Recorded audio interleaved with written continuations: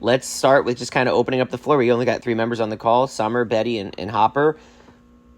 What are you guys hoping to get out of tonight's call? What are we going to talk about? This is Hopper. I'm so nervous about tomorrow anyways, for this weekend anyways, so I don't know what I can get at this point. Like, this is how I always get before a race. So, any words of wisdom, I guess. The whole team thing kind of freaks me out. But any competition freaks me out. I mean, Mike, you've known me long enough to know that I freak out before every race. So, yeah. I don't know. Well, any words of wisdom, I'll take it. Let's start there. Everybody is going to approach a race differently. You know, I talk a lot about going into it with that soul-crushing mentality of I am so prepared, I'm so eager, and, you know, like a bull, like ready to charge, snorting at the snout and stomping its hooves and, like, just looking around the corral and looking at the people next to you going, you guys shouldn't have even shown up today. Like, you guys fucked up because I'm about to destroy this thing. That's certainly one attitude to have in competition. There's also just being calm and content because it's not even about that moment anymore. Like, the journey's already happened. The work's already been put in. The hard part is already done. It's not about the next 10 minutes, 20 minutes, 30 minutes, hour. It's not about any of that because you've already put in 10, 20, 30, 100 times the amount of work to get to ready for that. So now you just kind of get to sit back and let it all play out. Like, the crescendo's already happened. It's over. You made it to the start line. So there's some peace in that, in knowing that it's all going to be all right. There's also peace in that there's that's twofold. And me and Brandon were talking about this before our race. You know, one side of it is my training is here. I trust my training. I respect the process. I'm physically prepared. I've done everything right. The flip side of that is, what if things didn't go to plan? What if you didn't eat the perfect meal the night before? And what if you got sick 48 hours prior? And what if your calf did tighten up on the drive? Like, what if? So what? I guess is my point. Like, that stuff happens. That's life. That's what we live with every day, is the constant unknown. No matter how hard we try to plan it out and have a plan, we're always going to get thrown a curveball. And you're ready to swing and hit it. All that other stuff has prepared you to be ready for that. So that's the other part that we talked about before our race is, I didn't have a perfect week. I was covering for Matt. I was getting up early. I was staying up late, long hours at the gym all week long, fussing with my camper all Friday to kind of get it moved and stored and packed to leave. I didn't get my workouts in. I didn't do the recovery I wanted. And I was still just excited to be at the event. And it's the same thing I was telling Tiff with being sick. It's like, you know what? Just chill. It's your training is already done. That shit wrapped up a few weeks ago. Like, your training is done. Now you just have to be excited to do the thing. And I was, and we did, and we had a great time. So I guess with that, I mean, I could keep rambling about it, but there's a couple different angles to come into the moment, but it has the same general theme of the training has been done, the journey has reached its final destination, and now you get to enjoy the moment. And there's really nothing to stress out about, because it's not like your life is riding this, or your career, or the health of your child. Like, it's just a race for fun. It's recreational fitness. So enjoy it. No, I agree with all the above. I mean, I just get so deep in my head, as you know, but you're right. And I have to also remember, like, the bottom line is nobody cares. It's only me. I have to be the one who cares. I put too much stress on, like, what other people are going to think, and it doesn't matter. It doesn't matter what anybody else thinks. It's me. What does success look like to you? Making it through the bike. Make us raw. I mean, I'm doing all the cardio. I'm doing all the cardio for Lisa and I. That's a lot of pressure. So I don't want to let her. Ultimately, I don't want to let her down. So I always shy away from team events, whether it's even in just doing stuff in the gym, because I don't want anybody to be dragged down by me and my limitations. So this is this is huge stepping out of my comfort zone because she is relying on me to, to do the best I can with the cardio. And what does success look like to me is if I can, I have set goals that I want for each of the cardio stations. Will I remember what those are in the middle? Probably not. But so let me reframe the question, because what I'm hearing is all the things you're afraid of. Yes. And that wasn't the question. I didn't say, hey, Heather, give me a list of all the things that you're afraid of. I said, what does success look like? Success is Lisa and I win it. We win the all-female. Okay. That's success. Why? Why does that matter? Really, it matters. It matters because she chose me to be her partner, and I don't want to let her down. Mm-hmm. So, do you have to win to feel like you are successful? Like, is anything short of winning a failure?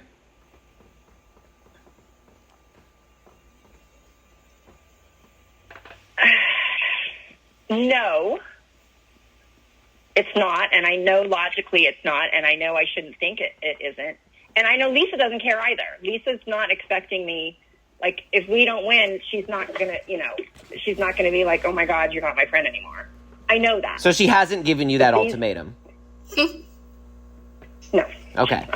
And that's not written in stone somewhere? But these are the things I put on myself. And you're not trying to break a wizard's spell?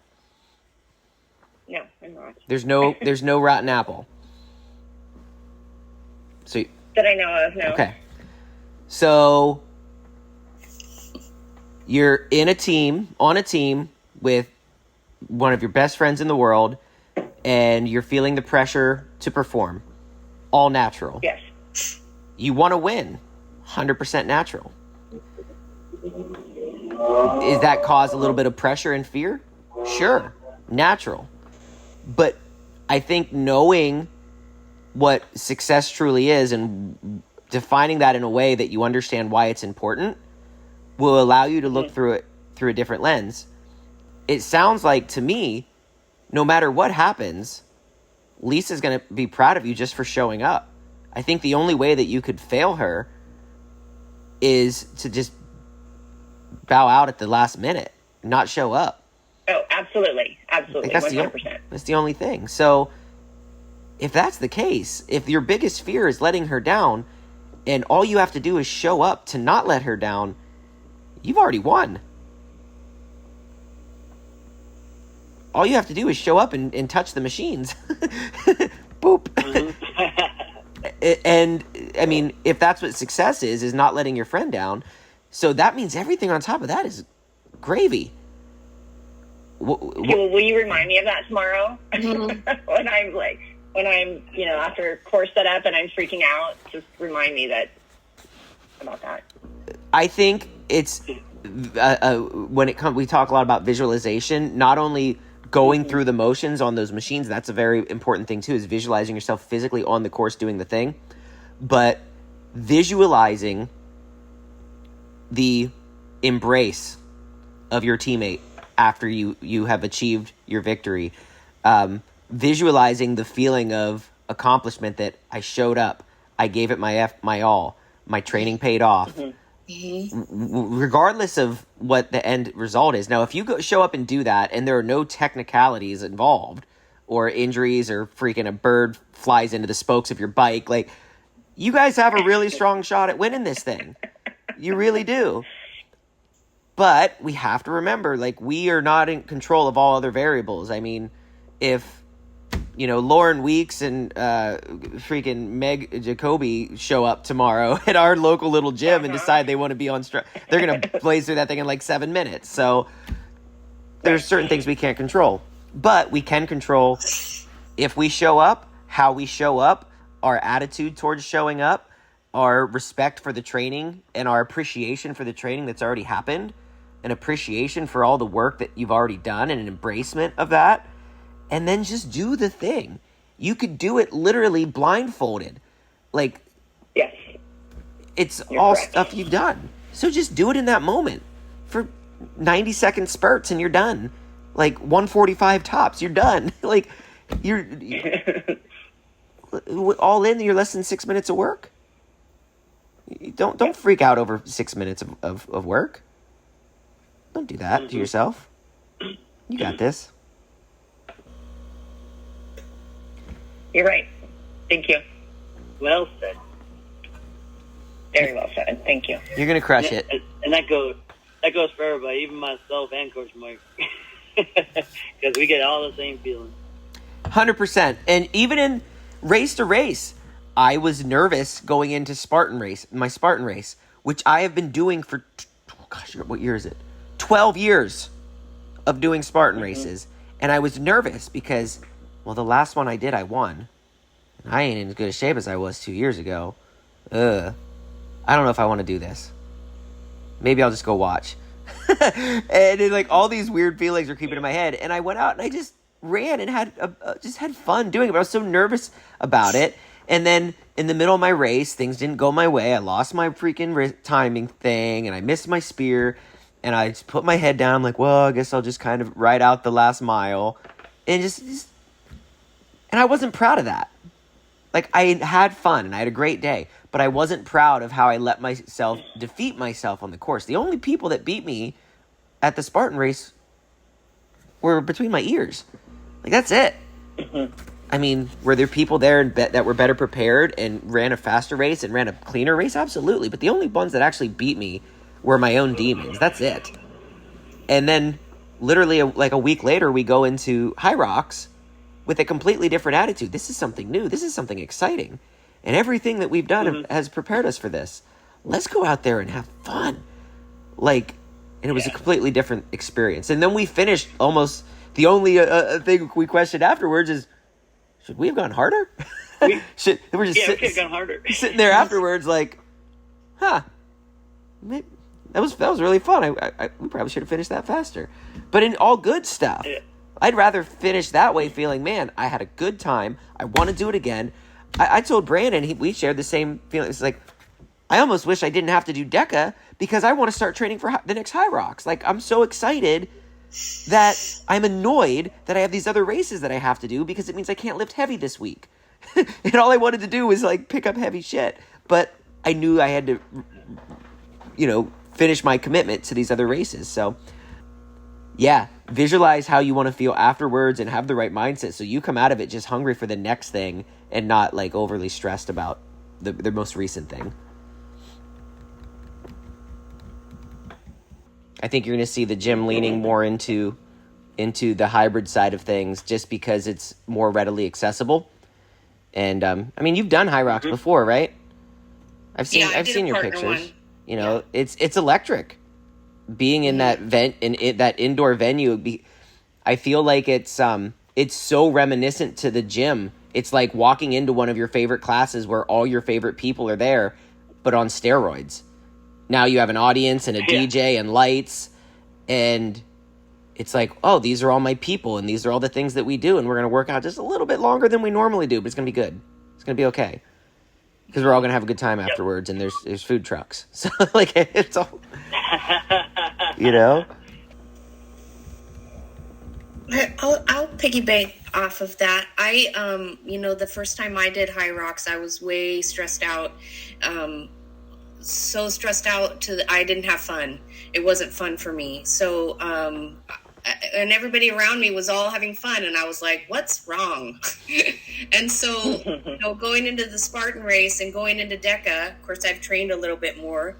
I feel more confident in my more training, and I just remember that one time, and I don't want to ever feel like that again. So I want to go into a race and have fun like everybody else is having fun. Like, I want to be prepared. I don't want to die. And I want to feel confident in my training and have fun. Yeah. Mm-hmm. Yep. It's, I'm sure most of you have probably listened to or read David Goggins, so you know where the soul-crushing stuff comes from. But he also talks about the concept of the cookie jar And every time you do crush a soul or achieve a victory or do something worthy of acknowledgement, you save it, and he calls it his cookie jar, right? We have this cookie jar, so that when doubt starts to creep up and the demons start to chipper at you, you can reach into your cookie jar and say, but I've done this, and I've done that. This is no different. In fact, this isn't even as hard. Well, there's a flip side to the cookie jar. Like, there's different types of cookies. The other cookie is, if I let these demons keep chirping at me, I'm going to feel like that again.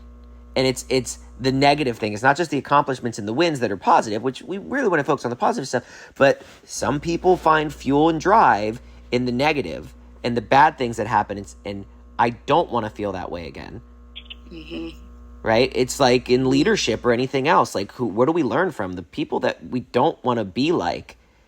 The relationships we have in our life that went toxic or nasty. It's like, well, I know to avoid that kind of person, or the fuck-ups that we have. I know not to make that mistake again. I learned from that, so we learn from it. You know?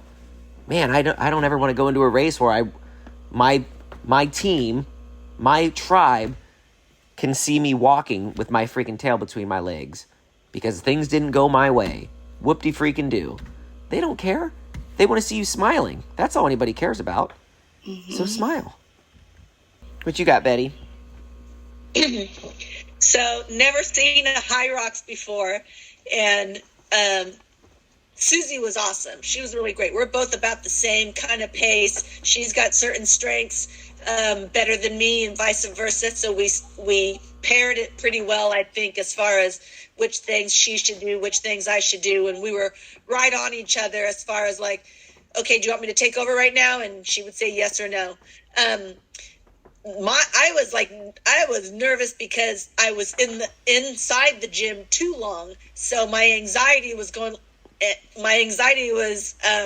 like, holy crap, like I just want to start, and my start time wasn't until 12:50. Well, I got in the gym at about maybe a little bit after 10 or so, besides going through the merchandise store, then sitting around for an hour and a half and not knowing, even though I'm watching everybody else do it, not knowing what to expect. It's like, am I gonna get sick? Am I gonna not be able to run because I'm not a runner? Am I gonna slow everything down? Am I gonna be the last one on the list? Once we got started, then I felt fine. But like the butterflies in your stomach, I think I'm not going to sit in the gym that long next time. I'm going to show up like an hour, maybe an hour before, but not sit in there for 2 hours because I was just getting too scared and too nervous. And then I was fine once we got out of the gate. Then it was like, okay, now I just got to keep my comfortable pace so that way I can run as many times as it's supposed to happen.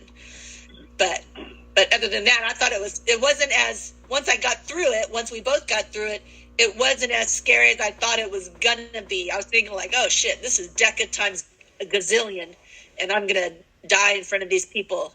But it really wasn't, because we had all that HYROX training and we did that PFT. But I had a really great time. Both me and Susie had a really great time.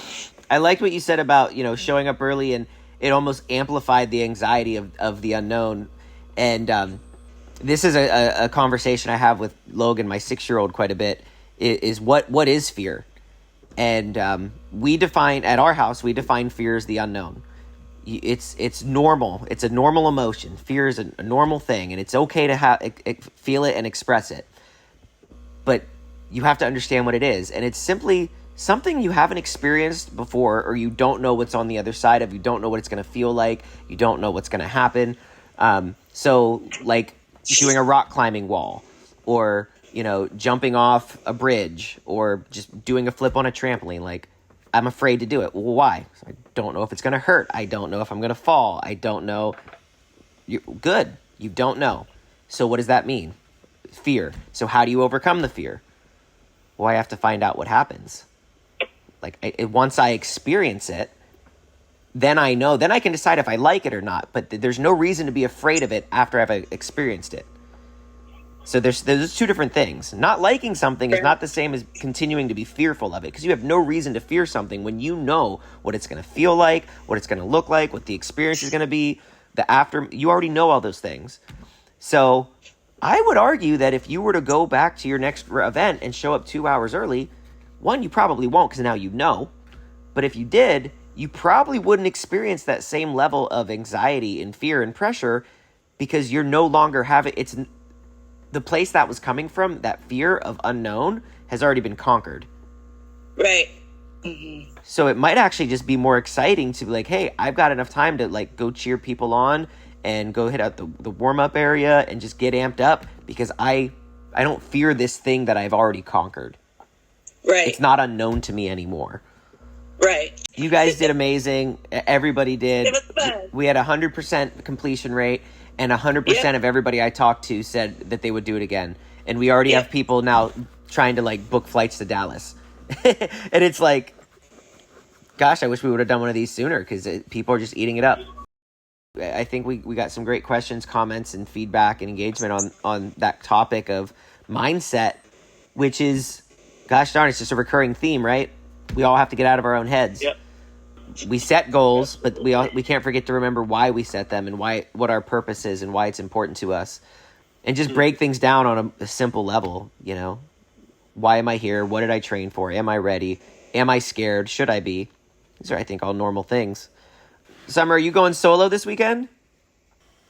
Do you have any questions or as far as or concerns about a strategy going into DEKA Fit? I did a little simulation today, which I was kind of proud of myself for doing. I found out some things, so I just I'm excited that I found out some things. Like after the skier, my heart was just beating out of my chest, so I know I just need to I know that's gonna happen, so I just need to control my breathing, and that won't be a surprise. So, and I really want to do it under an hour, so that's exciting. And what's your mile time? oh, I don't know. I haven't done a mile in forever. Your DEKA mile.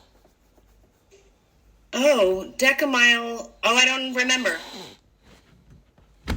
What the? Sorry. I mean, you literally It was take. like when it first happened, like a year or two ago. I mean, basically take that and add on a chill 2 mile run on top of it, and there's your estimated time. You can do it under an hour. You think 100%. so? Yeah. Yep. Yeah. Because I'm pretty sure you did your mile in under 30 minutes. You probably were Yeah. like in the 27 range. Mm-hmm. So if you ran Yeah, he was fine. even at a 9-minute mile, or even a 10-minute mile pace, 2 more miles would take you 20 more minutes. You should be shooting for like sub 50. Okay. Okay. Let's go. Do it. I'll end on a final note, and I think I talked about this last week. My closing remarks is, and kind of a theme that I want you guys to take with you these last few races, is that the perfect race is a gift that is rarely given. Just think about that. We talked a lot today about mindset and having a plan, but being ready for the unknown. And it's very rare that things will always go according to plan, no matter how much work or visualization we put into it. So if you ever experience a perfect race, cherish that moment. It was a gift that is rarely given. And know that if you don't experience a perfect race, that's okay. It's actually the normal. It's normal to not have a perfect race, but you can still hope for one.